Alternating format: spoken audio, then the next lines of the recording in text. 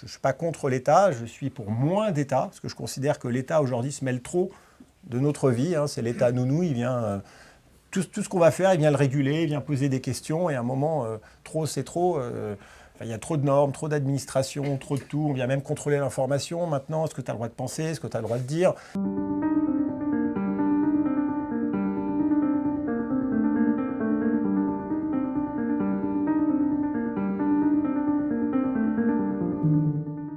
Alors bonjour à tous, bienvenue dans cette nouvelle matinale de Contribuables Associés.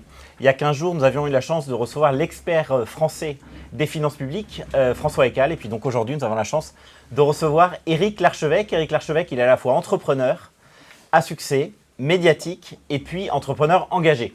Alors entrepreneur à succès, vous le savez, puisqu'il a monté un certain nombre de structures, notamment d'entreprises à succès, notamment donc Ledger, dont il nous parlera tout à l'heure. Et puis il a lancé la semaine dernière The Bitcoin Society, dont il nous parlera aussi. C'est donc un expert, vous l'avez compris, des crypto-monnaies. Entrepreneur médiatique, pourquoi? Parce que Éric fait partie du jury de l'émission d'M6 Qui veut être mon associé. Et puis enfin, entrepreneur engagé, c'est notamment pour ça qu'Éric est avec nous aujourd'hui, pour justement nous partager ses convictions. D'où d'ailleurs ma première question, cher Éric, finalement, pourquoi être passé d'entrepreneur à succès à entrepreneur engagé? Tout simplement parce que je me suis énervé à force de voir la gabégie qui est pas neuve, mais de voir surtout que face en fait à des problématiques réelles, les seules solutions qui étaient apportées étaient toujours les mêmes, à savoir de dépenser plus, de ponctionner plus, et pas du tout de se remettre en question et d'essayer de trouver des solutions à plus long terme. Et avec aussi une évolution un petit peu de la mentalité ambiante, en pointant du doigt en réalité ceux qui réussissent, ceux qui essaient de construire, de créer de la valeur, d'entreprendre, en leur disant qu'après tout, finalement, si ça ne va pas, c'est un peu de leur faute, parce qu'ils accaparent, parce qu'en fait, ils réussissent, et donc ils prennent de l'argent, et au final, il faut les déposséder de cet argent. C'était un peu quand même la petite musique qu'on entendait récemment. Et c'est pour toutes ces raisons que j'ai décidé de communiquer, de faire des vidéos sur ce sujet. J'ai aussi une particularité que je n'ai pas demandé, mais j'ai été classé dans les 500 fortunes de France. Et donc, ça fait de moi, en fait, quelqu'un qui est dans cette liste et qui est souvent pointé du doigt, puisqu'on parle des 500, les plus riches, les ultra-riches, etc. Et comme j'ai été aussi le seul à m'exposer et à prendre la parole, ce que je peux vous assurer, j'en connais quelques-uns qui sont dans cette liste, ils veulent tous disparaître, ils veulent qu'on les oublie.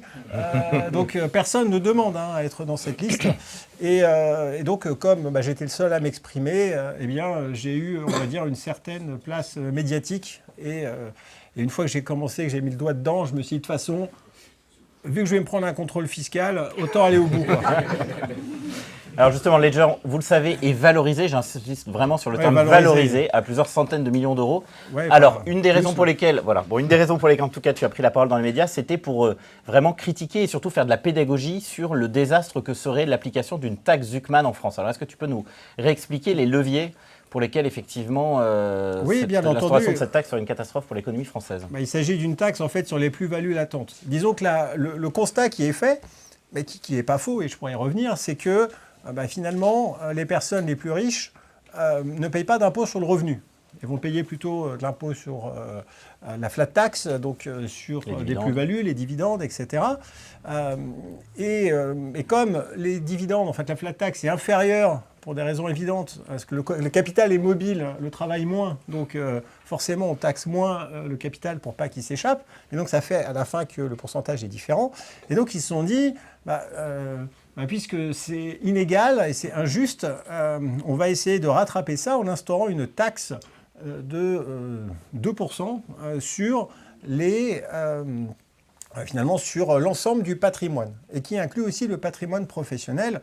Et la grosse difficulté, et ce qui fait que ça ne marche pas et que de toute façon ça a été rejeté, c'est que le patrimoine professionnel souvent est valorisé à un certain niveau qui n'est pas dans les réalités, et surtout qui est un patrimoine qui est assez virtuel, puisque ce sont des actions qui ne sont pas cotées en bourse, qui n'ont pas de liquidité, enfin c'est un sujet complexe, et donc ça reviendrait à faire un impôt sur les plus-values latentes. ce qu'ils ont essayé de faire avec l'impôt aussi sur la fortune improductive, ce qui revient au même, en taxant un patrimoine, en disant il faut payer. Et donc ça revient à faire une sorte d'ISF sur le patrimoine professionnel.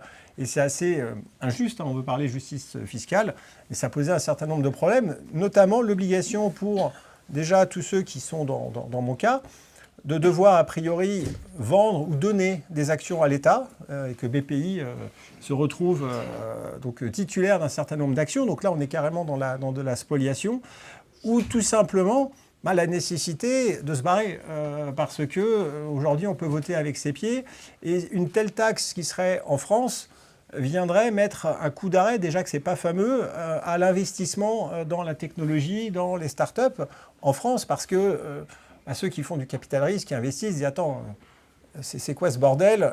C'est un peu casse-gueule, on ne va pas aller investir ici en France, barrez-vous, allez ailleurs. » Et c'est ça le vrai drame, c'est ce que j'ai essayé d'expliquer, c'est que à force de mettre en place ce genre de taxes qui visent vraiment à décourager d'une certaine façon, on va non pas forcément faire fuir les riches qui sont déjà là, parce qu'ils arrivent toujours à se débrouiller, mais on va plutôt faire fuir ceux qui ne sont pas encore devenus riches.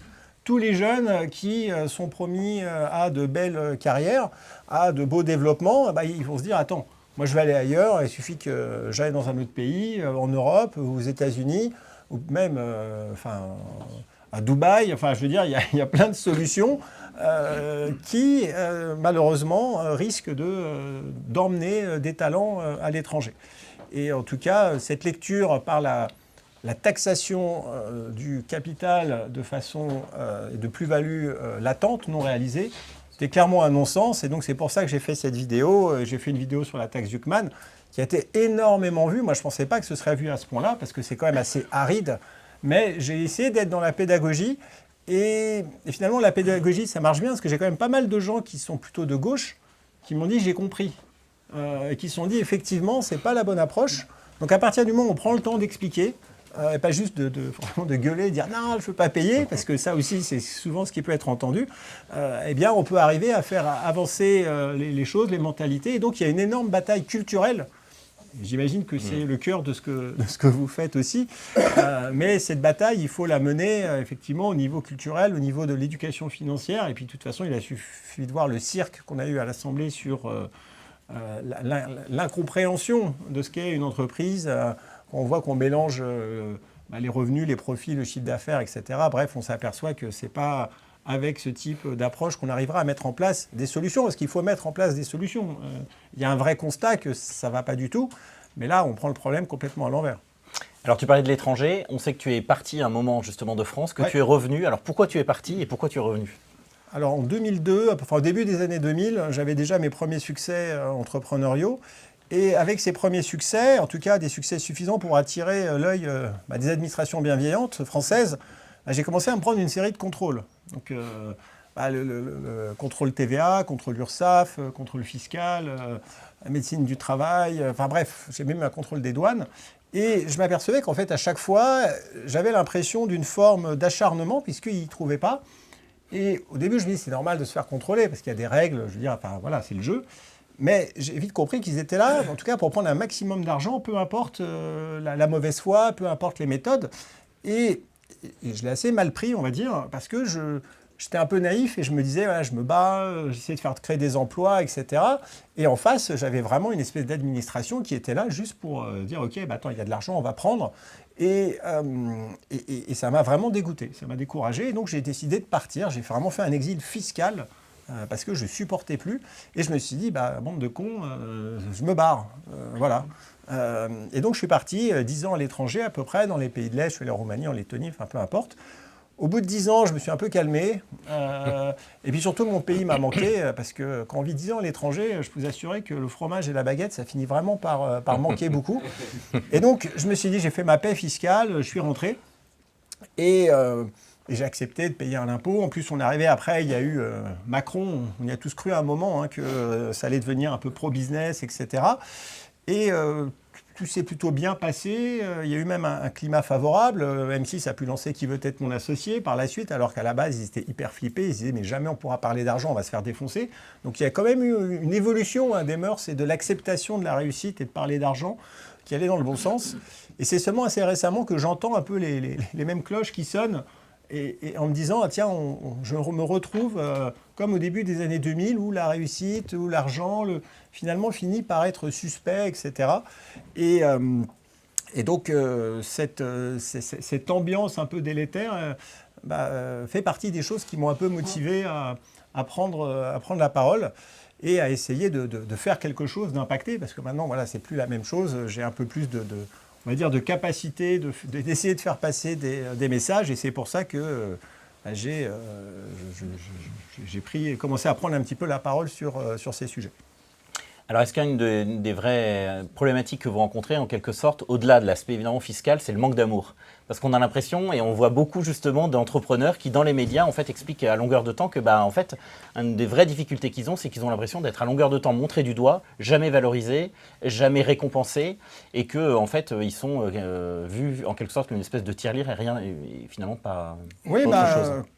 Comme des accapareurs, des voleurs, la réussite c'est le vol. Enfin, il y a quand même une petite musique marxiste qu'on entend de plus en plus et que j'aurais cru un peu terminer, parce que ça date quand même du siècle dernier. Le patron exploiteur, l'usine, tout ça. Enfin, on a un peu changé de disque. Je ne dis pas qu'il n'y a pas des abus et que c'est bien qu'il y ait des personnes qui défendent aussi des deux côtés. Ça, il n'y a pas de problème. Mais oui, ce manque d'amour, en fait, ce manque de reconnaissance, il est vraiment prégnant. Et ça impacte beaucoup les entrepreneurs. Et j'en connais beaucoup. Et ça, ajouté avec l'espèce de volonté des administrations de faire un maximum, quitte à vraiment avoir la mauvaise foi la plus possible, eh bien, ça crée tout un tas d'entrepreneurs qui se disent « moi, je ne paierai plus un rond ». Ils s'énervent, ils se disent « plus jamais un centime ne sera payé à l'État français ». Et donc, ils vont déployer tout un tas de stratégies pour justement plus payer. Donc ça peut être se barrer, ça peut être mettre en place des structures avec des holdings, et ils font tout pour ne plus rien payer. Et ça devient en fait une volonté parce qu'ils sont en colère, parce qu'ils en veulent à l'État, parce qu'à un moment l'État s'est vraiment comporté comme un sagouin et les a allumés sur des trucs où franchement il n'y avait pas lieu de l'être. Et c'est pas que fondamentalement personne veut payer. Alors aujourd'hui, je pense qu'on a de plus en plus un problème de consentement à l'impôt. On peut en reparler parce que les services en face ne sont pas incroyables. Mais fondamentalement, tout le monde est d'accord que quand on vit dans une société, il faut payer de l'impôt. Enfin, je veux dire, c'est pas tous des anarcho-capitalistes. Mais ils se sont fâchés, ils sont dégoûtés et ils déploient en fait une énergie et un pognon fou pour échapper à l'impôt. Et ça, c'est réel. Et c'est en fait une sorte de vengeance. Et j'en connais beaucoup comme ça, qui se disent ça a été trop, on m'a trop marché dessus. J'ai vu que l'administration, que la France, en fait, finalement, me considère comme une tirelire, et en plus, comme un paillasson, il va s'essuyer les pieds sur moi. Et ça, en fait, ça crée tout un tas de gens qui font le serment de plus jamais payer un centime. Et donc, on voit bien que ça, que c'est pas idéal. Parce que évidemment, c'est pas la bonne approche, et je les comprends. Mais donc oui, il y a un vrai problème finalement d'amour, comme tu dis, parce que ça impacte pas mal, je pense, les entrepreneurs. Oui. Alors, il y a un sujet dont on parle finalement relativement rarement, c'est le sujet de la monnaie. Et je sais évidemment que c'est un sujet qui est très cher. Est-ce que tu peux expliquer aux membres de Contribuables Associés pourquoi, en fait, quel est le rôle de la monnaie dans l'économie et pourquoi il faut, selon toi en tout cas, s'affranchir des monnaies dites fiat, c'est-à-dire des monnaies que nous utilisons tous au quotidien? Alors, il existe un concept qui a été théorisé par Mises, repris par Hayek, qui s'appelle la préférence temporelle. La préférence temporelle, c'est la capacité de pouvoir choisir de sacrifier le présent au profit du futur ou l'inverse. Il y a une expérience comportementale, je vais résumer rapidement, qui a été faite dans les années 70 à Stanford, l'expérience du chamallow, où en fait, on met un enfant dans une pièce, enfin plein d'enfants dans une pièce, chacun à leur tour, avec un adulte de confiance. On leur donne un chamallow, on leur dit, tiens, je vais te laisser dans la salle seule pendant 15 minutes, tu fais ce que tu veux avec le chamallow, mais si je reviens au bout de 15 minutes et que tu ne l'as pas mangé, je t'en donne un deuxième. Voilà, cette expérience, elle est très simple. Et il y a vraiment deux comportements différents. Il y a ceux qui vont manger tout de suite le chamallow, ils s'en fichent, ils disent attends, il est là, je le bouffe, c'est bon. Et d'autres qui vont attendre, ils souffrent, on voit qu'ils souffrent, c'est difficile parce qu'ils veulent le manger, ce chamallow, et ils attendent. Et donc, il y en a qui ont une préférence temporelle élevée ou une impatience élevée, qui vont tout de suite manger, et d'autres, par nature, qui ont une impatience temporelle faible, donc ils sont OK, ils vont attendre. Et donc, ils sont capacités de se sacrifier, entre guillemets, pour un meilleur futur. Et cette préférence temporelle, finalement, c'est elle qui permettent de bâtir les civilisations, parce qu'on sait très bien que pour construire quelque chose de grand, les cathédrales, par exemple, on va se sacrifier maintenant au profit du futur. Et donc, cette préférence temporelle, elle est essentielle pour pouvoir comprendre le fonctionnement économique, comportemental d'une société, ce n'est pas juste individuel. Et il y a bien quelque chose qui permet en fait, de mener, de gérer, de donner un impact fort sur la préférence temporelle, c'est la monnaie. Parce que c'est la monnaie qui permet de mesurer les échanges, le temps, et une monnaie qui va perdre sa valeur rapidement par l'inflation ou par d'autres choses, finalement rend l'épargne un peu idiote. On se dit, maintenant j'ai de l'argent là qui est en train de... C'est comme on prend de l'eau dans les mains, ça coule de partout, on va vite se dépêcher pour, je sais pas, le boire ou faire quelque chose avec, on va dépenser en fait. On va dépenser tout de suite, alors qu'une monnaie qui va être basée sur un étalon monétaire sain, avec un stock to flow qui va être élevé, eh bien, incite à la thésaurisation, incite à se projeter dans le futur. Et on remarquera qu'une période faste pour notre époque moderne, ça a été la fin du 19e, début du 20e, où on était sous l'étalon or. C'est là où il y a les plus grandes inventions, en fait. Il y a aussi les plus grandes découvertes, la pénicilline, les vaccins, automobiles, radio, donc énormément d'inventions. Et donc on était basé sur une monnaie qui était basée sur l'or. C'est-à-dire que pour pouvoir imprimer des billets de banque, il fallait acheter des réserves d'or. Et donc on avait quand même un étalon monétaire sain qui nous ancrait sur quelque chose. Et la Première Guerre mondiale est arrivée, puis la Seconde, il a fallu la financer. Donc forcément, la seule façon de financer une guerre, c'est de faire payer les citoyens en débasant la monnaie et en imprimant à mort. Et donc, petit à petit, l'étalon or a disparu, il a fini par disparaître en 1971. Et aujourd'hui, on est sur l'ère en fait, de la monnaie fiat. Fiat, ça veut dire quoi? Ça vient du latin « que ce soit fait ». Et en fait, on décide de mettre en existence la monnaie et elle est imprimée. Donc, il n'y a pas de réserve d'or. Alors, on a des réserves d'or stratégiques, la BCE en a, c'est une des manières en fait, d'avoir une légitimité, etc. Mais si on veut imprimer un trillion, on ne va pas acheter un trillion d'or. Enfin, ça ne marche pas du tout comme ça. Donc, c'est complètement débasé. Et on est arrivé sur une ère de la dette. On a tout financé par la dette.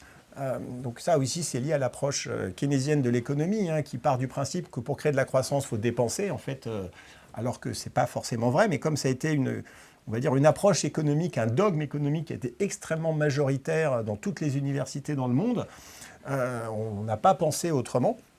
Alors qu'il existe ce qu'on appelle l'école autrichienne de l'économie, qui a une approche radicalement différente, mais qui est très très très peu connue en fait. Et cette ère de la dette, à mon sens, explique une des raisons, enfin c'est plus compliqué que ça, mais une des raisons pour lesquelles aujourd'hui nous sommes dans des situations compliquées, au bord du gouffre, c'est parce qu'on a emprunté. Et on a toujours renvoyé dans le futur, finalement, les problèmes. Sauf que le futur, il est là, il est maintenant, il vient taper à la porte parce que les dettes deviennent insupportables. 3 500 milliards, bientôt sera la première dépense de l'État, ce sera la dette. Et à un moment, on ne peut plus continuer. Et les politiques entretiennent l'illusion que ça peut continuer, que la France, en fait, ne peut pas faire faillite, qu'on peut continuer à imprimer de la monnaie, qu'on s'en fiche. Et donc, c'est ça, cette préférence temporelle qui est de dire « après moi, le déluge », en fait. Même les politiques, ils sont dans le temps électoral, le temps du mandat. C'est trouver une solution maintenant. C'est pas se sacrifier. Personne ne dit ça va être la merde, c'est la merde. Il va falloir on va en chier, excusez-moi l'expression. Mais peut-être que dans 5 ans, on y arrivera. Personne n'a ce discours. Tout le monde dit ok, on va trouver des solutions, on va emprunter plus, on va ponctionner plus. Il faut même plus d'argent pour faire encore plus de redistribution. Et donc c'est plus populiste, parce qu'évidemment c'est un discours plus facile à entendre que ça va être la merde totale et on va tous souffrir. Et tout ça pour dire que la monnaie joue un rôle très important. Et c'est donc pour cette raison que depuis plus de 10 ans, je m'intéresse beaucoup au Bitcoin qui a cette capacité d'avoir en fait une limite dans sa conception et donc qui est une approche assez assez proche de l'or. C'est un or numérique. Bon, je ne vais pas vous bassiner avec Bitcoin maintenant, ce n'est pas le sujet. Mais en tout cas, je l'ai étudié, je le perçois comme cela. Et la grande différence qu'il a avec l'or, c'est qu'il est beaucoup plus auditable. La difficulté de l'or, c'est que les réserves de l'or françaises, il faut croire sur parole, de 2500 tonnes d'or. Ok, elles y sont sûrement, mais personne ne sait, on ne peut pas le prouver. De toute façon, pour le prouver, il faut les faire fondre pour regarder que c'est bien de l'or et pas du plomb. Donc c'est très compliqué de prouver quelque chose. Et donc si on voulait repartir sur un étalon monétaire type or, il faudrait à nouveau faire confiance. Et aujourd'hui, la confiance, elle est brisée. Les promesses monétaires ont été complètement oubliées. Et le Bitcoin peut, à mon sens, être utilisé comme un étalon monétaire sain dans le futur. Et c'est pour ça que j'ai créé le Bitcoin Society, qui a cette vocation de construire un trésor en Bitcoin. On est une société cotée en bourse, etc. Enfin bref, c'est pas trop le sujet, mais tout part du constat que pour essayer d'améliorer les choses, on a besoin de revenir à un étalon monétaire sain et stable. Et nous faisons le pari que Bitcoin coche ces cases, même si évidemment vous voyez Bitcoin comme un truc qui monte, qui descend, etc. Et vous dites qu'est-ce qu'il est en train de raconter, il a fondu les plombs. Non, à très long terme, en fait à long terme, parce qu'encore une fois on se place dans le long terme, c'est un véritable véhicule qui permet de protéger et envoyer de la valeur dans le futur. Donc, c'est en tout cas notre thèse, c'est une thèse que je défends depuis plus de 10 ans, donc c'est un sujet que je connais bien, et qui revient à cette notion de monnaie, parce que je pense qu'elle est essentielle, elle fait partie des éléments qui doivent être mis en place pour proposer des solutions pérennes à long terme. Alors le travail de pédagogie que tu fais devant nous aujourd'hui, est-ce que c'est un travail de pédagogie que tu fais aussi devant un certain nombre de responsables politiques? Bon, évidemment, on ne te demande pas de nom, mais c'est juste, est-ce que des responsables politiques t'approchent pour essayer de comprendre en fait justement la manière dont justement la fiscalité pénalise l'économie française, les enjeux du Bitcoin justement, les enjeux de la dette, les enjeux monétaires, ou alors tu as l'impression de prêcher devant en l'occurrence des centaines de milliers de Français quand tu fais des vidéos, et que le personnel politique n'a pas la curiosité de venir te voir pour essayer de comprendre tout ça? Alors, je pense que les politiques, s'ils m'approchent, c'est plus pour obtenir du soutien et que j'appelle à voter pour eux, je pense. Donc moi, je suis pas dans ce jeu-là, donc effectivement, je ne vais pas trop aller parler avec eux dans cet esprit-là, ça ne m'intéresse pas. Ils viennent pour poser des questions, jamais. Alors, comme je t'ai dit, ça fait plus de 10 ans que je suis sur le sujet du Bitcoin. J'avais ouvert la maison du Bitcoin, donc j'avais été un des premiers Français à m'emparer de ce sujet. Donc, bien sûr que j'ai pu parler avec beaucoup d'administrations et donc je rencontre régulièrement, mais c'est plus des administrations que des politiques. Je vais aller voir le Trésor à nouveau pour leur parler du Bitcoin, essayer de les expliquer. J'avais été voir l'ACPR, l'AMF, enfin bref, tout un tas d'entités publiques qui ont la nécessité de comprendre en tout cas les différents actifs et dont Bitcoin. Et donc j'ai fait pas mal de pédagogie sur ces sujets-là et je vais continuer. Mais au niveau politique, aujourd'hui, il n'y a pas vraiment d'intérêt particulier à apprendre quoi que ce soit. Enfin, je pense que c'est pas leur objectif premier. Leur objectif premier, c'est de se faire élire. Ça, c'est du jeu politique et ça n'a rien à voir. Alors, avant de passer aux questions de la salle, dernière question. Tu t'étais qualifié comme libertarien sur une émission de BFM il y a quelques mois. Oui. Est-ce que tu peux nous définir le terme et nous expliquer pourquoi, justement, tu es mué par ces convictions? Vision. Tout à fait. Donc, moi, je suis plutôt libéral que libertarien. Cependant, en France, libéral, ça ne veut plus rien dire. Donc, pour marquer les esprits, en fait, je vais un peu plus loin et je parle de libertarien. Qu'est-ce que ça veut dire, libertarien? En gros, libertarien, liberté, ça veut dire qu'on met la liberté au centre et tout est construit à partir des premiers principes, à savoir que la propriété privée, le respect de l'intégrité physique, etc. Et on construit autour. Un véritable libertarien, c'est quelqu'un qui remet en cause la notion d'État et qui se dit que, en fait, l'État est plutôt quelque chose qui ne sert à rien, en gros. Moi, ce n'est pas mon cas. On pourrait plutôt me qualifier de minarchiste. Un autre terme, c'est régalien. C'est-à-dire, je crois plus, je ne suis pas contre l'État, je suis pour moins d'État, parce que je considère que l'État, aujourd'hui, se mêle trop de notre vie. C'est l'État nounou, il vient... Tout ce qu'on va faire, il vient le réguler, il vient poser des questions, et à un moment, trop, c'est trop... il y a trop de normes, trop d'administration, trop de tout. On vient même contrôler l'information maintenant. Est-ce que tu as le droit de penser? Est-ce que tu as le droit de dire?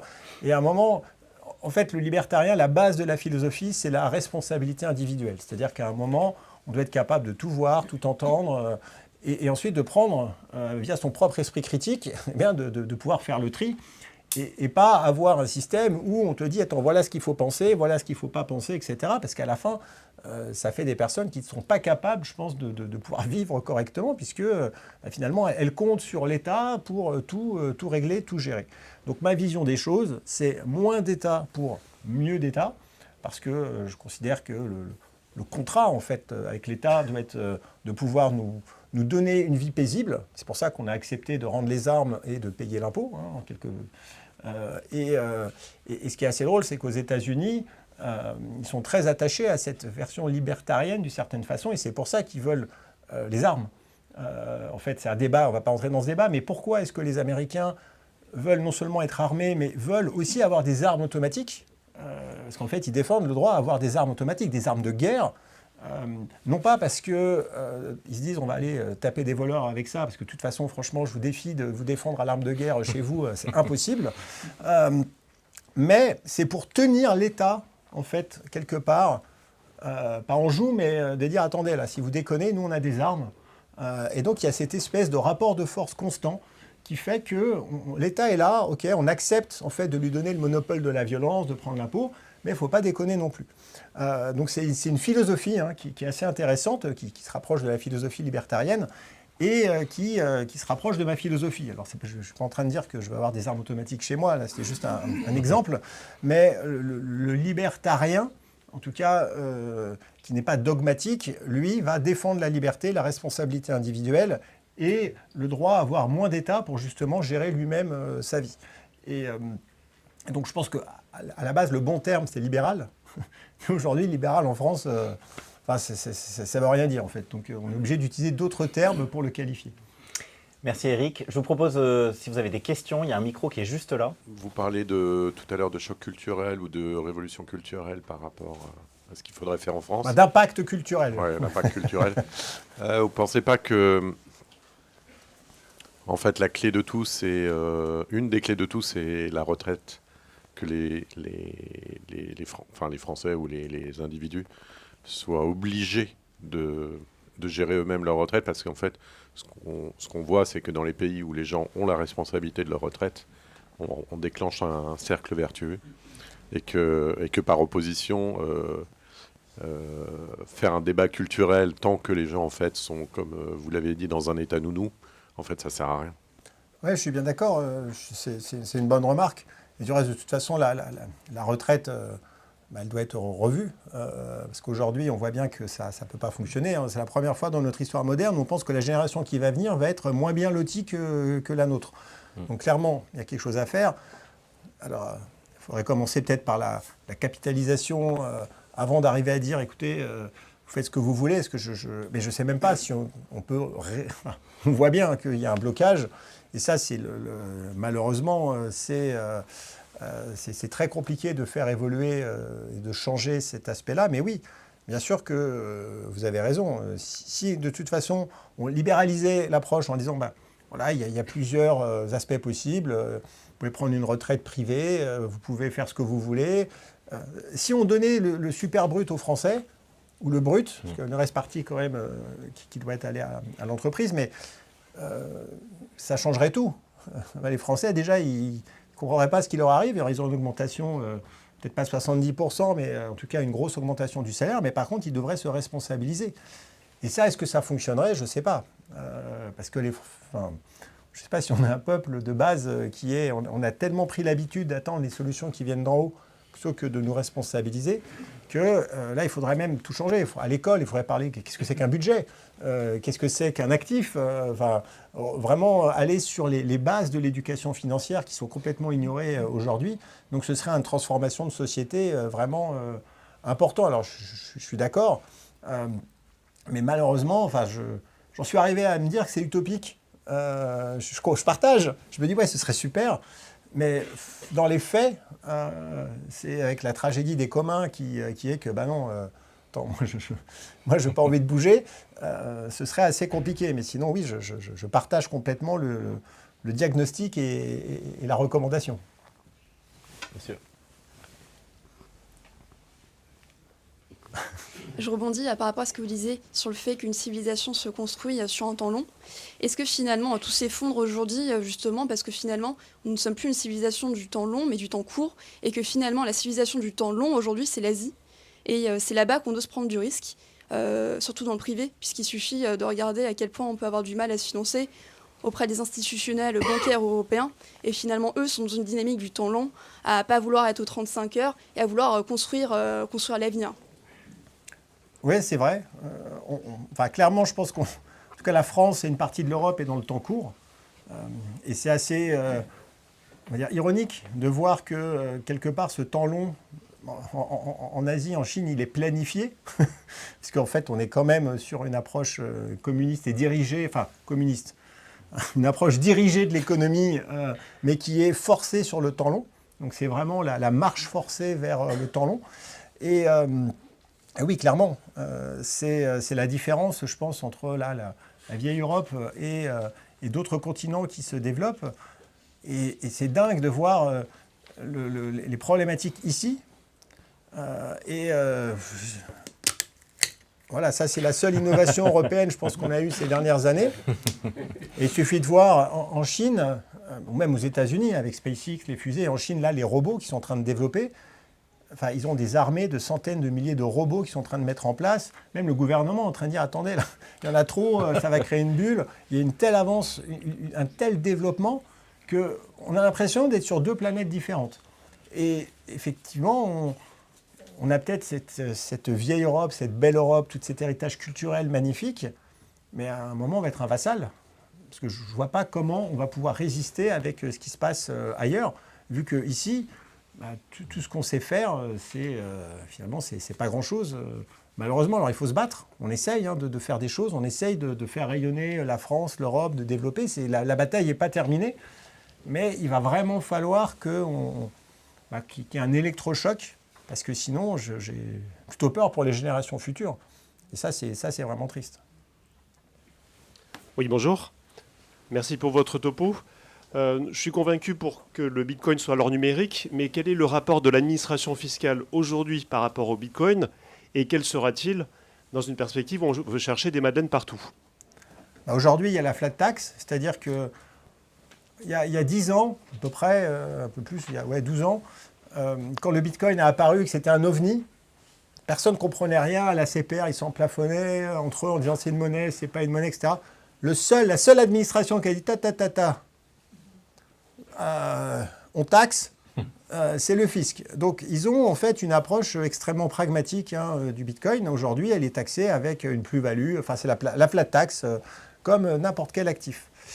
Là, ils sont en train de mettre en place une nouvelle directive qui s'appelle la DAC 8, qui va commencer au 1er janvier 2026, qui vise à mettre en place une collaboration informative, enfin une sorte de flicage fiscal sur toutes les plateformes en Europe qui traitent des cryptoactifs pour avoir toutes les informations. C'est-à-dire que le fisc veut savoir qu'est-ce que vous avez en Bitcoin, qu'est-ce que vous avez en autres cryptos, vos wallets, etc. à partir du moment où vous utilisez des plateformes, parce qu'ils ont compris qu'il y a de plus en plus de Français en Europe, d'un point de vue général, qui s'intéressent aux cryptoactifs. C'est quand même l'actif numéro 1 chez les jeunes en France, parce que c'est digital. Il y a beaucoup de jeunes en France qui arrivent à l'investissement et à l'épargne ou à l'investissement d'un point de vue général par les cryptos. Alors on dit les cryptos en général, souvent il y a une différence entre les cryptos et le Bitcoin. Les cryptos c'est un peu un panier avec beaucoup plus, il y a plus à prendre ou plus à laisser qu'à prendre parfois. Mais en tout cas, il y a un vrai développement culturel vers les cryptoactifs et le fisc est en train de mettre en place des solutions pour essayer de traquer un maximum de choses. Donc c'est cette fameuse DAC 8. La bonne nouvelle, c'est qu'à partir du moment où on garde ces bitcoins en toute souveraineté, en utilisant par exemple les produits Ledger ou d'autres, nous ce qu'on fait c'est des coffres forts. Pour faire simple, vous achetez de l'or physique, vous achetez un coffre, vous n'allez pas le laisser sur la cheminée, vous achetez des bitcoins, vous achetez un coffre digital et vous les possédez en toute souveraineté. C'est-à-dire que quand vous possédez des bitcoins de cette façon, c'est comme posséder des lingots d'or, c'est-à-dire qu'ils sont chez vous.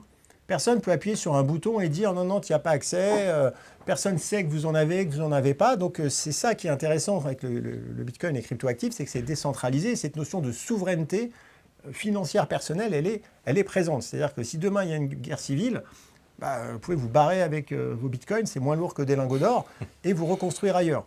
Parce que Sinon, tout le reste, tout ce que vous avez, c'est une créance. Vos assurances vie, vos comptes en banque, vos actifs, votre maison, elle ne va pas bouger avec vous. En fait, vous pensez que vous avez quelque chose, mais en fait, vous n'avez rien. C'est-à-dire tout va bien jusqu'au jour où tout va mal. Il suffit qu'un jour, il y ait un problème. Vous avez un problème. Et la banque vous dit « non, désolé, je ne parle plus avec vous. » Il peut y avoir des saisies d'État, contrôle des capitaux. Donc bref, si vous voulez avoir une résilience opérationnelle en cas de problème, en disant si jamais il y a un jour un gros souci, le Bitcoin permet de faire ça. Et donc le fisc essaye de lutter en prenant un maximum d'informations. Le problème, c'est que ça va générer ce qu'on appelle des pots de miel, c'est-à-dire des énormes bases de données avec nom, adresse, nombre de bitcoins, etc. Et puis on sait comment ça termine. Donc malheureusement, ça fait une épée de Damoclès de sécurité supplémentaire pour les détenteurs de cryptoactifs. Mais donc, pour répondre à cette question, le fisc aujourd'hui, il veut récupérer un maximum de choses. Ils ont essayé de mettre le bitcoin dans l'IFI, c'est-à-dire l'impôt sur la fortune improductive, en disant ça ne sert à rien, donc il faut le taxer en prenant, 2% par an pour récupérer. Donc, de toute façon, tout a volé en éclats avec le PLF, donc je ne sais pas trop ce qui va se passer. Mais on voit bien que, évidemment, ils essaient de tirer tout azimut et que les cryptos et le Bitcoin ne seront absolument pas épargnés par l'hystérie fiscale française et que s'ils peuvent en prendre un maximum, ils en prendront un maximum. Ça, j'ai pas de doute là-dessus. Oui, bonjour. Je vais vous remercier, M. l'archevêque, pour une chose très spécifique, c'est votre référence à qui est John Galt lors de l'introduction. Ça faisait très longtemps que j'avais pas vu, j'ai jamais vu de référence un peu publique à La Grève de Ayn Rand. Donc déjà, est-ce que vous l'avez lu? Et une de mes questions associées à ça, c'est, si vous vous rappelez bien, donc dans le livre, les entrepreneurs sont pris un par un pour aller rejoindre une sorte de territoire un peu caché pour justement ne pas participer à l'économie qui est devenue trop étatisée. Et ma question un peu poil à gratter, c'est auriez-vous plutôt dû faire ça plutôt que de créer encore une boîte qui, même si elle a un objectif qui me semble intéressant, mais plutôt que de continuer avec TBSO à, entre guillemets, participer à cet État très national et plutôt donc faire autre chose, par exemple prendre la tronçonneuse et faire un Javier Milei français, comme vous l'aviez peut-être aussi évoqué. Alors, la référence à John Galt, c'est un livre de Ayn Rand qui s'appelle « La Grève », Atlas Shrugged en anglais, qui est un livre qui est un best-seller aux États-Unis, qui est inconnu en France, ou quasiment inconnu en France, mais ça a été lu à des millions d'exemplaires aux États-Unis, qui est un livre en fait qui décrit un monde où les entrepreneurs sont de plus en plus taxés, montrés du doigt, enfin bref, ce qui se passe en ce moment. Et les entrepreneurs décident collectivement à un moment d'arrêter. En fait, de dire, vous allez voir, en gros. Et donc, ils se barrent et ils vont suivre un certain John Galt, qui est une figure un peu mystique, et se reconstruire un peu dans un autre territoire, etc. Donc, c'est une œuvre, c'est assez lourd, c'est pas facile à lire, je l'ai lu.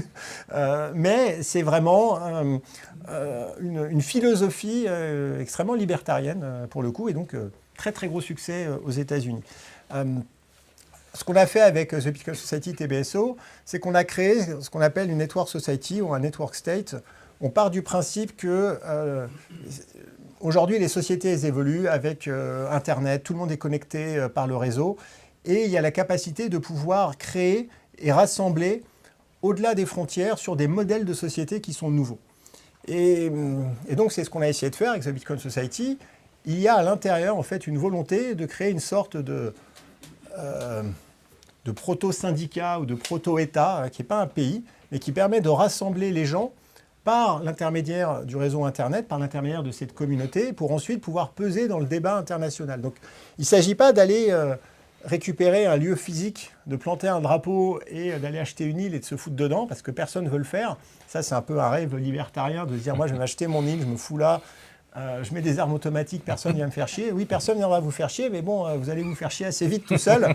Donc, c'est une approche un peu utopique. Nous, ce qu'on essaye de faire, c'est de rassembler d'un point de vue transnational, en fait, toutes les personnes qui partagent les mêmes valeurs de responsabilité individuelle, etc., de aussi rassembler le poids économique de tous ces acteurs pour ensuite aller négocier avec des institutions, des États, pour obtenir de meilleures conditions potentiellement d'installation dans d'autres pays, etc. Donc c'est une vision assez long terme qui a pour objectif d'être une sorte de contre-pouvoir et de balancier en disant « nous, on représente des créateurs de valeur, voilà ce qu'on veut », et de partir du principe que le monde entier aujourd'hui est complètement ouvert et qu'il y a des pays qui veulent avoir des créateurs de valeur et qui sont prêts à faire des concessions et à proposer quelque chose. Et donc, tous ceux qui seront nos membres, en fait, auront accès à des conditions préférables. C'est une sorte de plan B.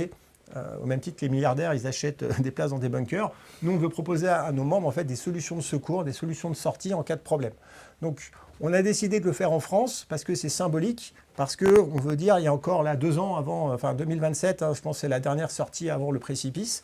Et il est encore possible, je pense, d'impacter, de faire quelque chose en France. Maintenant, une société, un siège social, ça se déplace, tout se structure et on a des filiales dans d'autres pays. Donc, ce n'est pas un sujet. Par contre, je pense et je crois qu'une entreprise, aujourd'hui, elle peut avoir un impact fort.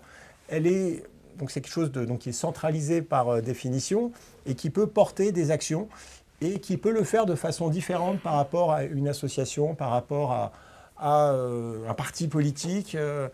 Et donc c'est ce qu'on va essayer de faire, c'est ce qu'on va essayer de mettre en place. Et puis pour répondre à votre dernière question sur Milei, et c'est évidemment pour moi c'est l'approche nécessaire. C'est-à-dire la tronçonneuse, c'est-à-dire de couper, enfin ce que je disais avant, moins d'État pour mieux d'État.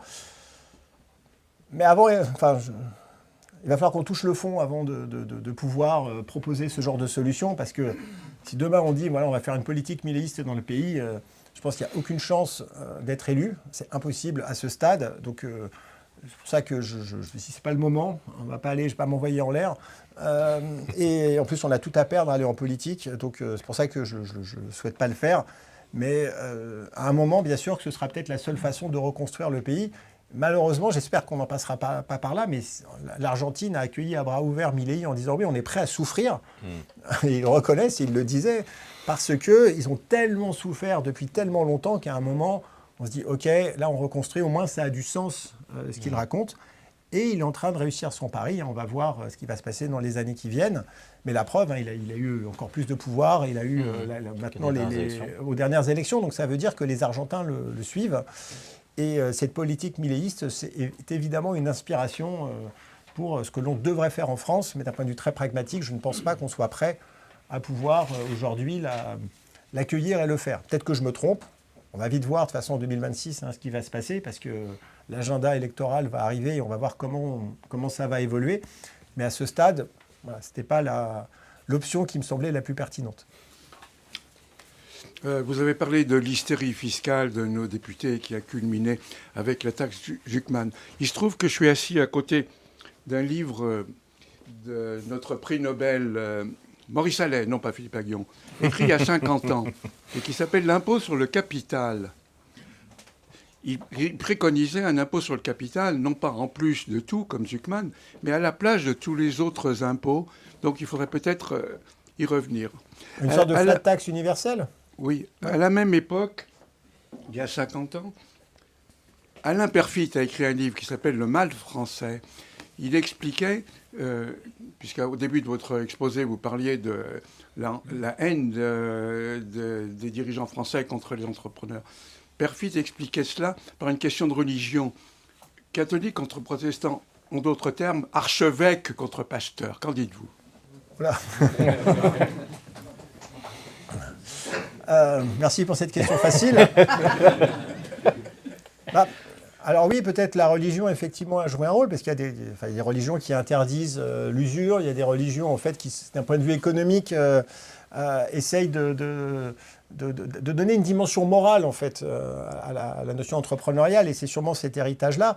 Maintenant, je pense quand même que ceux qui sont le plus, qui sont à cette origine du mal français, en tout cas actuel, pour moi... Et je ne sais pas si c'est un héritage religieux, mais a priori non, c'est plutôt l'héritage du marxisme qui voit en fait dans l'esprit d'entreprendre une notion inégalitaire. Je pense que le vrai sujet aujourd'hui, c'est cette notion d'égalité à marche forcée, parce que l'égalité empêche la liberté. La seule façon d'avoir de l'égalité, c'est de retirer la liberté. La preuve, tous les régimes qui ont essayé de mettre en place une égalité stricte ont dû fermer leurs frontières pour empêcher que les gens se barrent. Parce que d'un point de vue humain, on veut tous créer des choses, faire des choses différentes. Mais oui, je ne sais pas si c'est l'archevêque contre pasteur, mais en tout cas, c'est sûr qu'il y a un mal français. Et ça, et c'est ce qui fait qu'on va être d'autant plus difficile à bouger et à évoluer.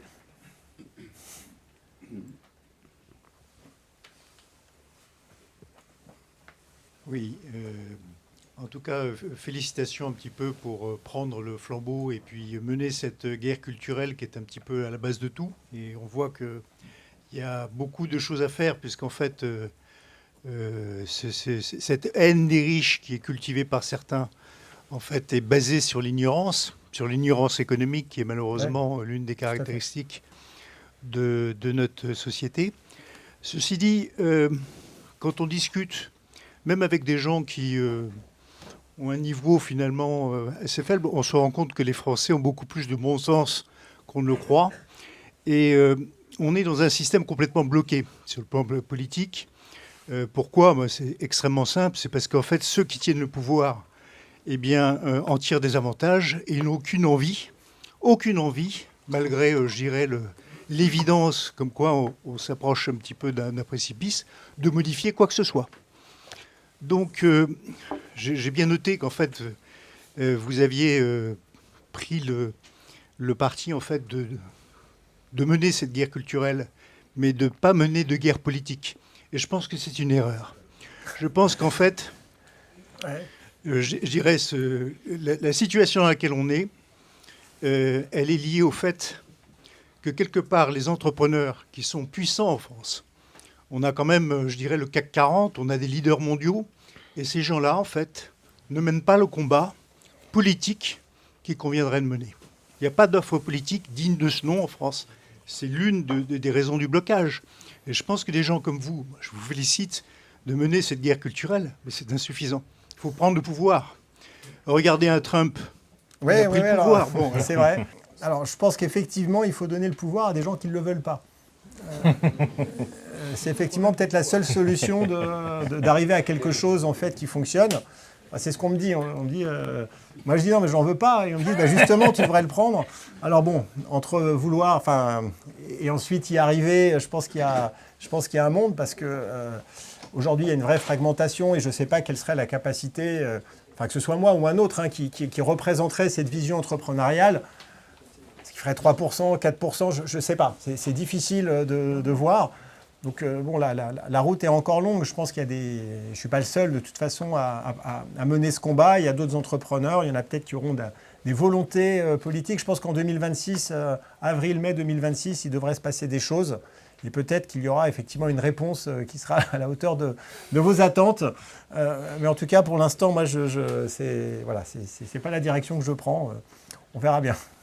Le Bitcoin, j'ai entendu une fois, je ne sais pas quelle est la valeur de cette remarque, si le fondateur du Bitcoin, dont j'ai oublié le nom, Satoshi Nakamoto, était amené une fois à vendre le Bitcoin, certains disent que ça provoquerait une énorme baisse du Bitcoin. C'est la première question.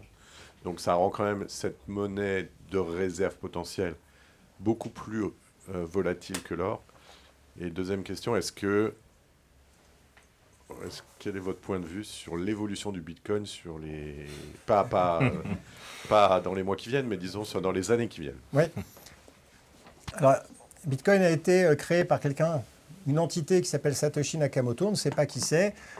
Personne ne sait qui c'est. Il y a peut-être des idées, mais en tout cas, tout pense à croire que cette personne ou ces personnes sont mortes depuis longtemps. En tout cas, moi, c'est ma théorie, je l'ai développée. Donc, si ça vous intéresse, vous pourrez trouver les écrits que j'ai faits sur le sujet.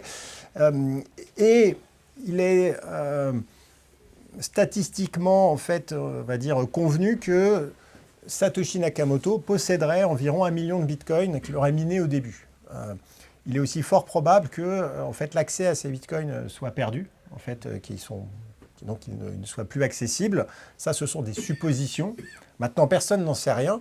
Et donc, oui, si demain, quelqu'un arrivait en disant « c'est moi, Satoshi Nakamoto », et qui est capable de le prouver d'un point de vue cryptographique, j'ai 1 million de bitcoins et je les vends, bien sûr que ça créera un séisme. Donc là, il y a une espèce de risque de volatilité là-dessus. Il est évident que le bitcoin est bien plus volatile que l'or.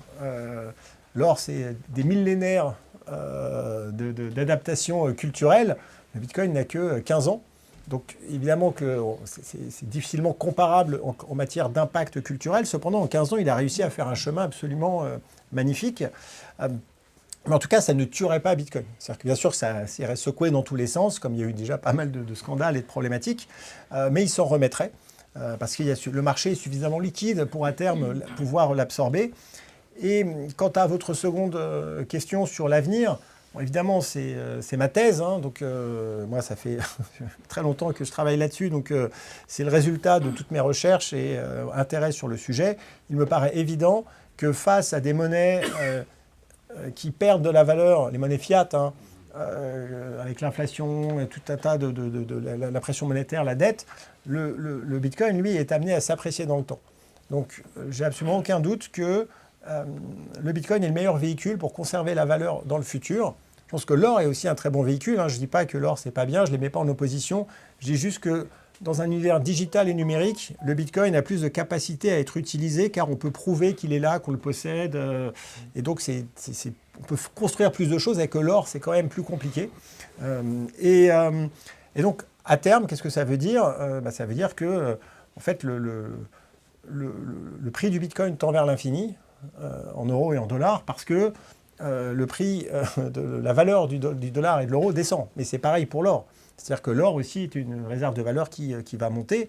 Et il suffit de voir ce qu'a fait Trump aux États-Unis pour comprendre ce qui va se passer. Trump a mis en place en fait une régulation autour des cryptos extrêmement favorable pour avoir ce qu'on appelle des stablecoins, c'est-à-dire du dollar numérique. Ils ont dit, si vous voulez créer du dollar numérique et émettre du dollar numérique, alors en échange, vous devez acheter des bons du Trésor américain. Ça s'appelle les stablecoins. Les stablecoins, aujourd'hui, je crois que c'est 8e acheteur des bons du Trésor américain. Ils sont en train de dollariser le monde entier grâce à ça. La France, l'Europe, nous, on s'est tiré une balle dans le pied. On s'est dit, oula, il ne faut surtout pas faire ça. Donc, on n'a pas le droit. Ils ont interdit ce genre de choses. Donc, le dollar arrive partout dans le monde sous sa forme digitale. Ça permet de financer la dette américaine. Et en même temps, Trump, il a mis en place une réserve stratégique de Bitcoin parce qu'à un moment, il n'aura pas d'autre choix que de faire un grand coup, tirer la nappe et de dévaluer le dollar. Parce que la dette est tellement énorme qu'il sait très bien qu'à un moment, il faudra dévaluer le dollar et socialiser la dette dans le monde entier. Et par contre, ils auront besoin de se raccrocher à quelque chose. Donc, ils ont bien sûr des grosses réserves d'or. Ils auront aussi des réserves de Bitcoin pour pouvoir continuer d'être une puissance économique. Et je pense que c'est exactement ce qui va se passer dans les années qui viennent. Est-ce que c'est 3 ans, 5 ans, 10 ans? C'est très difficile à dire. Mais en tout cas, c'est l'avenir qui est tout tracé. Et donc, en ce qui me concerne, ma thèse, c'est que le Bitcoin va s'apprécier énormément dans le temps.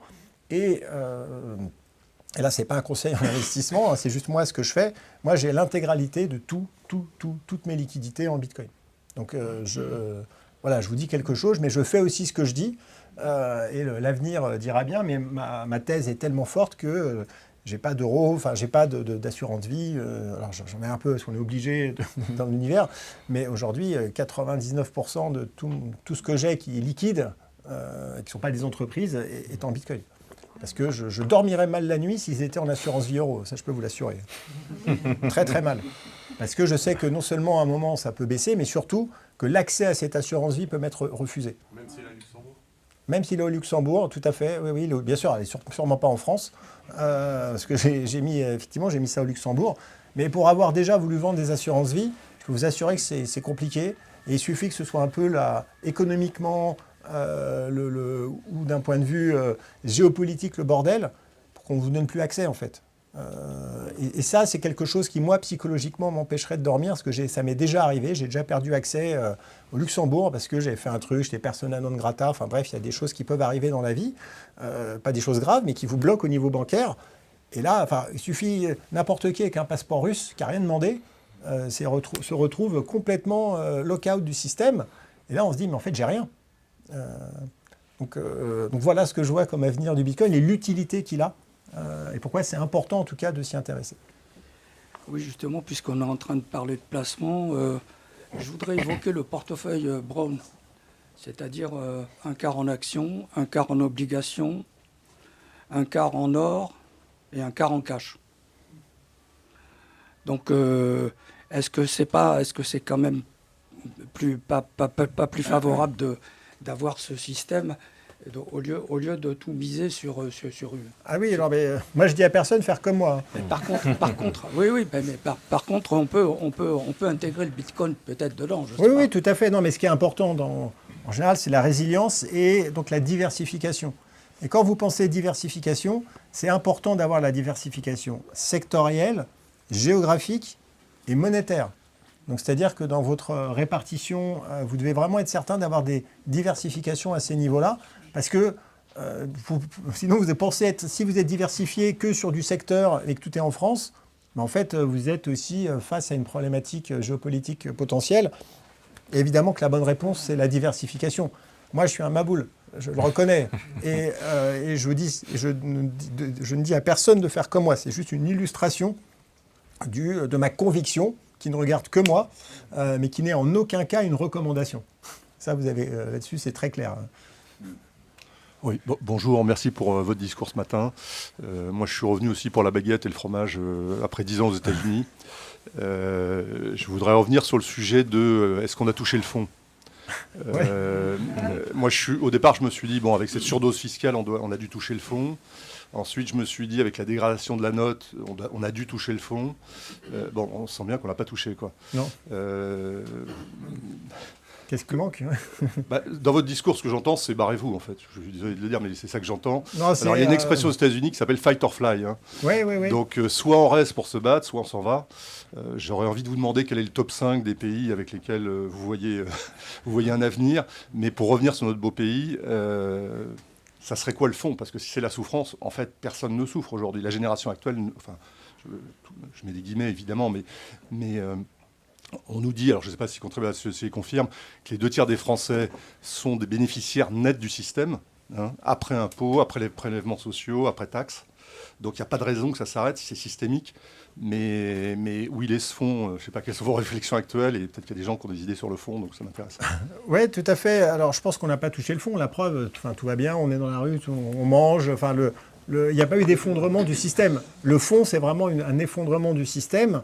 Et concrètement, ça veut dire quoi? C'est qu'à un moment, en fait, la machine s'enraye, on n'arrive plus à redistribuer. On ne va pas pouvoir continuer en fait, à faire grossir la dette tellement plus que ça. Je pense qu'au-dessus de 120% du PIB, parce que là, qu'est-ce qu'on fait? On continue d'emprunter, en fait. Hein. On ne résout pas le problème, on ne fait pas d'économie, on continue. Et à un moment, ce qui va se passer, c'est que l'Allemagne ou d'autres pays qui sont un peu plus économiquement, enfin qui n'en sont pas encore là, vont dire ça suffit, il faut, je ne suis pas prêt à payer pour les autres. Donc on va demander à l'Europe de mettre en place. En fait, je pense que c'est pas le fonds qu'on va toucher, c'est la tutelle. Le fonds monétaire. Voilà, ou le fonds monétaire, à un moment qui va nous mettre sous tutelle parce qu'ils vont dire là, vous déconnez, 120, 130% du PIB, ça suffit. Les autres ne vont pas vouloir parce qu'on est arrimé à l'euro. Donc on emmène les autres et les autres disent attendez, nous on bosse, on ne veut pas de ça. Et donc il y aura une notion de tutelle. Et quand il y aura une notion de tutelle, là ils vont couper. Là je ne sais pas trop ce qui va se passer, mais ça va être le bordel. Et là ça va descendre dans la rue, ça va tout péter. Et je pense que là, oui, il faudra mieux avoir une solution de repli, une solution de sortie, parce qu'il ne faut mieux pas être là à ce moment-là. Donc, mon message, c'est pas barrez-vous, parce que je pense qu'il faut rester, se battre. En tout cas, moi, c'est ce que j'ai fait. J'ai créé là ma nouvelle boîte en France, donc j'ai envie de me battre. Mais il faut avoir une résilience opérationnelle. C'est-à-dire qu'il faut avoir des actifs qui soient prêts à être bougés. Il faut penser à la sortie. Il ne faut pas juste rester là comme la grenouille qui est en train de cuire dans son... non, mais c'est ça. Il ne faut pas non plus être con. Je pense qu'il faut essayer de se battre. Mais à un moment, il faut aussi penser à la suite, à sa famille, à son futur. Et commencer à déjà bien structurer tout son patrimoine pour avoir la capacité de sortir. Et après, sur le top des pays... en fait, en stabilité, c'est la Suisse quand même qui bat tout le monde. Parce qu'après, il y a l'Italie, par exemple, qui marche très bien. Mais l'Italie, il suffit qu'il y ait un changement de gouvernement et c'est terminé. À la base, ils sont fondamentalement socialistes, les Italiens. Donc là, il y a une espèce d'appel d'air et ça fonctionne. Parce que tout le monde va en Italie du Nord ou ailleurs, parce que d'un point de vue fiscal, c'est hyper intéressant. Mais je ne sais pas combien de temps ça va durer. À un moment, il y avait le Portugal qui avait mis ça en place. Et puis là, en fait, les gens se disent, voilà, ça devient trop cher, ça devient compliqué. Après, il y a Dubaï, il y a tous les Émirats. Mais bon, c'est assez pollué, la vie là-bas, c'est quand même compliqué. Donc on est bien en France quand même. Donc il y a les États-Unis, mais après, il faut se taper les Américains quand même. Donc je veux dire, c'est quand même autre chose. Et c'est pour ça que moi j'aime bien la France. Et je pense que vous aussi, vous êtes revenus. Et repartir, ce serait un déchirement. Mais à un moment, si on a besoin de se protéger, de protéger aussi sa famille, son futur, on est obligé d'y penser. Mais là, on verra. Mais je pense que le fond, il viendra par la tutelle. Dernière question.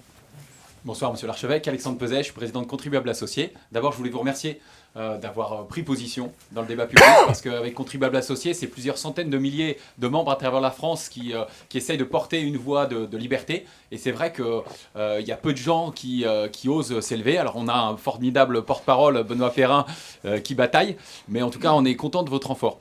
J'ai une question qu'on a touché du doigt assez régulièrement, c'est l'articulation entre la défense des libertés individuelles, de l'innovation, de l'entrepreneuriat et la question patriotique. C'est-à-dire qu'on appartient aussi à un ensemble collectif, la France, et dans les pays où ils se sont redressés, où ils ont pris des mesures, en Argentine, vous citiez l'Italie, les États-Unis, etc., à chaque fois, la Grande-Bretagne, la relève est possible, redressement est possible quand on articule ces deux idées, liberté et patriotisme. Et j'ai le sentiment que parfois il y a une ambiguïté, on l'a touché du doigt avec des entrepreneurs qui veulent réussir mais qui sont prêts à partir. Je ne dis pas du tout que c'est votre cas, vous l'avez démontré, qui laissent entendre qu'ils sont prêts à partir si ça commence à pétarader. Heureusement que nos ancêtres en 14 ils ne sont pas partis parce qu'il y avait un petit peu de difficulté en face. Et ceux qui sont attachés à la France, au patriotisme, mais qui ont laissé de côté un peu l'importance de la prospérité pour pouvoir développer notre pays. Voilà, c'est sur cette question. Non, mais c'est une question intéressante. C'est tout à fait une question intéressante. Je pense que la liberté individuelle n'exclut pas nécessairement le patriotisme. Moi, j'estime être un patriote puisque je suis resté. J'avais toute la possibilité de partir depuis longtemps, de recréer une nouvelle boîte. On l'a mis en bourse sur Paris Euronext. On aurait pu le faire ailleurs. Enfin, voilà, c'est pas comme si je manquais d'opportunités pour le faire. On a fait ce choix conscient. On avait fait aussi le choix conscient de laisser Ledger en France. Donc, Ledger, la société que j'ai créée. Et on a laissé sur la table énormément d'argent. Si, il y a 10 ans ou 7 ans, on avait déplacé Ledger à San Francisco, la boîte aujourd'hui, elle ne vaudrait pas 1 milliard, elle en vaudrait 10. Et on l'a fait en connaissance de cause. On a créé une usine à Vierzon, au centre de la France, pour créer de l'emploi là-bas. Donc, il y a ce côté, en fait, de vouloir construire localement, parce qu'à un moment, ce n'est pas que l'argent, c'est aussi qu'est-ce qu'on laisse comme héritage. Et ça, d'un point de vue philosophique, c'est important.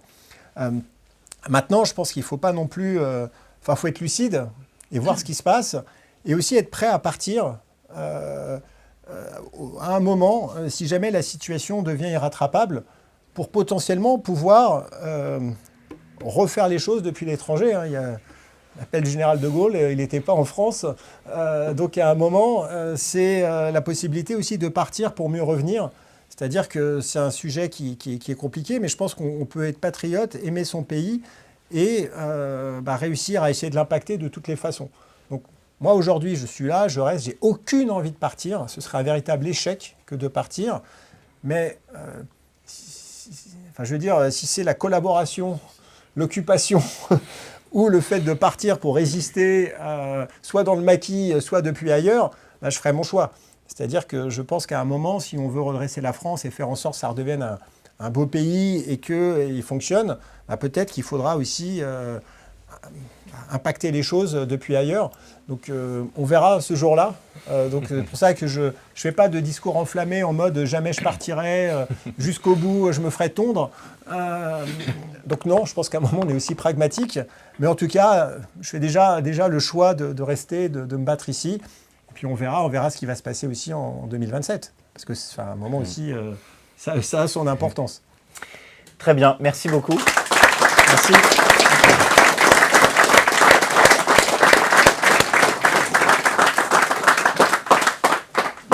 Alors, triple merci. Merci évidemment, Eric, d'avoir eu la gentillesse de partager cette matinée avec nous. Merci à l'équipe de Contribuables Associés d'avoir organisé cet événement. Merci Alexandre Peset d'être là aujourd'hui. Et puis, merci aux membres de Contribuables Associés, puisque comme vous le savez, si nous faisons tout ce travail de pression auprès des décideurs, c'est précisément parce que nous sommes relativement nombreux. Mais l'objectif, c'est d'être encore plus nombreux dans la salle. Vous êtes exactement 1 sur 2 à soutenir notre association. Et comme vous le savez, les responsables politiques ne respectent qu'une seule chose, c'est le rapport de force. Donc autrement dit, plus nous serons nombreux, plus nous pourrons peser sur les débats. Voilà, merci encore de votre présence et à très bientôt.